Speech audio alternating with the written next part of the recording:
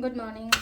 Ngasise khoi leapon mi ko leapon mi ki card ke message ngase lebak pok pok ko leapo gi number na hara gadi number se 69 leire color na angang bo gumba kai gumba to minus sin bi be ko atu ga mana chak khong ba ko na ha pe ya ba se red color gi cha ba ya ba ko ama heta to mai taro ga ha pe ya ko to ma leire ko ado Tuesday gi su leina ko Tuesday su cleansing kari gra su gumba me am se leina ko thang jada to bo to mai na cha mana na khoi gi kano to su to we ko lebak po mi to so we ko hadi isa cleansing oina yum gi cleansing oiro adagi phataba release to hon ba kholan ba aina pamdriba poto haitare ko aina pamdaba mi oiro pamdaba thabak oiro hadi itho kholo black pen amne iraga hadi loina singkup sangai segaraga langthopo khopa dum basu yai ko amai toroga ado silere ko card number 1 sida leire card number 2 sida leire aduga card number 3 sida leire ko khoi card home se leire ko first card khan me ngase ko first card se ko khatang stress kumba kai gumba dum mai toro lai ko hadi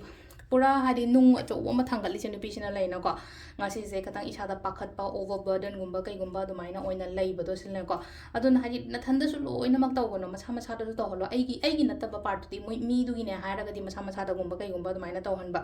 ado silena ko hadi color se aina je keno budi high gre ko hadi angang bu gumba kai gumba se amu ba gumba set kanu ko ngasi se ko nai toroga amu bu gumba set kanu aduga sum leina ko mi ngonda leina ko pizza ba chaba ya ba hai tare ko haira gumba kai gumba done to bio ambe se ko ani shuba sina kai no haidi se le no ko achievement haina lai ko sina ko achievement haina haira ga di khoi gi ngasi se hai tare ko hadi good day hai dane ma good day haira ga di result se nangna thada gi ba effort kari kra adum ba mayam du gi result phazana la po to mai toro ko ado sida lai se keno to ko akhoi gi keno transgender na haira sina ko moida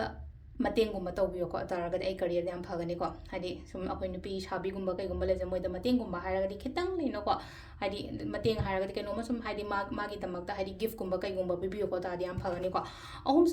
suba sina anoba fresh energy ko anoba ideas anoba thoughts kari gram maya mama lai ko adun anoba thaba gumba kai gumba tawbibe ngasi se leino ko adudana adu sida leino ko akoi gi sidana amuko nimitaga yengaga khoiramo ingonta se ko mai taraga lai ko sida card se ko timing and hara se keno gi na lewa point timing se tare ka minute puma pandaina baroga minute yankai hundoi phang le ko adagi mu pung ani ga minute kuntram doi dena mari ga minute tranga phang le re adagi mu tare ka minute tranga daina nipan ga minute kuntra mari phang le ko nungdang gi na mapan ga minute yankai humdagi na yankai humdoi dagi mapan ga minute yankai humdoi daina ahin gi pung amaga minute puma ban phang le ko sisina koi gi ngasi doina afaba timing ko adu sida le re koi gi daily card message se ko ma'am thank you